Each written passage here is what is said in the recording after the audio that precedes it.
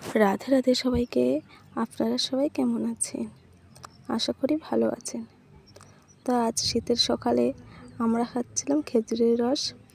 তো আমাদের এইখানে আশেপাশেই প্রচুর খেজুর গাছ কাটে।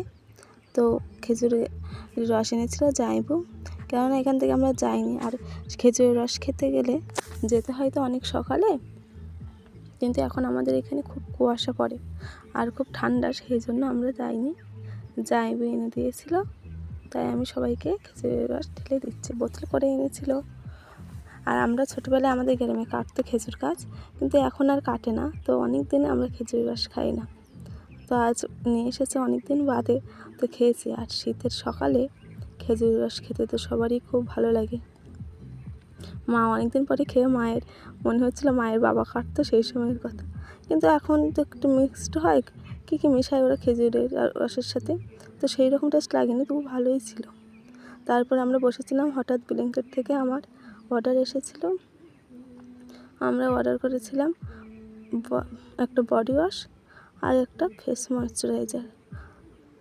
তো আমরা যেখানে, তো আমাদের বাড়িতে একটু মাঠের মাঝখানে, তো এসে বলছে কীভাবে ম্যাপটা মিলে গেল আমাদের মাঠের সাথে, কিন্তু এসে গেছে। তো আমি খুলে দেখছিলাম পার্সেলটা।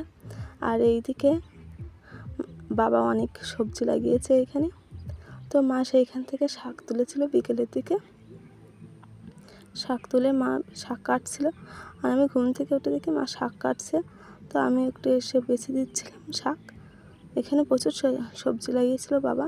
তো বাবা যেহেতু আমাদের বাড়িতে গেছে সুন্দরবন, সেই জন্য এখন মাই দেখে বাগান। আর এইদিকে সন্ধ্যেবেলায় করছিল মা তেলের পিঠে। আমাদের তেলের পিঠে দুদিন আগে করার কথা ছিল, কিন্তু ঠিক সময় মতো করে ওঠা হয়নি। তাই আবার কালকে সন্ধ্যেবেলায় মা করছিল তেলের পিঠে। আমি একদিন থেকে বলছিলাম একটু তেলের পিঠে খাবো, সেই জন্য। আর আমি তেলের পিঠে আগে কখনো আমি নিজে বানাইনি, একবারই বানিয়েছিলাম, না দুবার বানিয়েছিলাম। একবার একটু ভালো হয়েছিল, আর একবার হচ্ছে খুব ভালো হয়নি। সেই জন্য আমি আর রিস্ক নিইনি তেলের পিঠে বানানোর। মাকেই বলেছিলাম, মাই বানাচ্ছিল তেলের পিঠে। আর এই তেলের পিঠে অবশ্যই ভিডিওটা আমি করতে পারিনি, সেই জন্য একটু ছুঁইটি ক্লিপটা ধরে দিয়েছিল। আমি তখন সবজি কাটছিলাম, কেননা রাতে রান্না করতে হবে, সেই জন্য।